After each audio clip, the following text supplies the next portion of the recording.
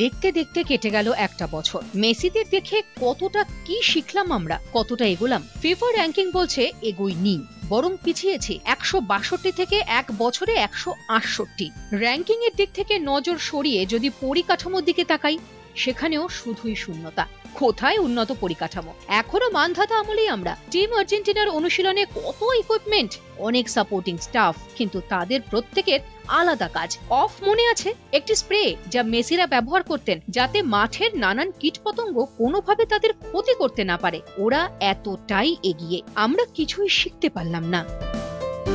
অনেক বড় বড় খেলোয়াড় খেলে গেছে এখানে, আমার এটাই মানে নীতির কথা না যে বড় প্লেয়ার আসলে পরে সবাই বড় প্লেয়ার হবে, তা তো নয়। ধর এখানে মাইকেল জ্যাকসন গান গেয়ে গেছে বোম্বেতে, সবাই তো মাইকেল জ্যাকসন হতে পারেনি।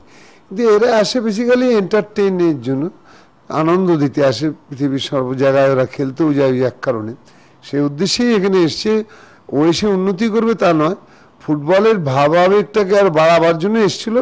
সেটা কিছুটা বেড়েছে বটে, কিন্তু উন্নতি তো এইভাবে হয় না। উন্নতি করতে গেলে পরে কিছু পরিকল্পনা গ্রহণ করতে হয়। যখন মেসি এসেছিল তখন ভারতবর্ষের র্যাঙ্ক ছিল বোধহয় 143, এখন 168। কি করে বলবো ভারতবর্ষ ফুটবল ডেভেলপ?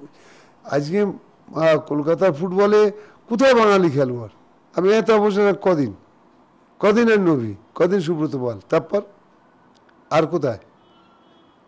সুতরাং উন্নতি এইভাবে হবে না।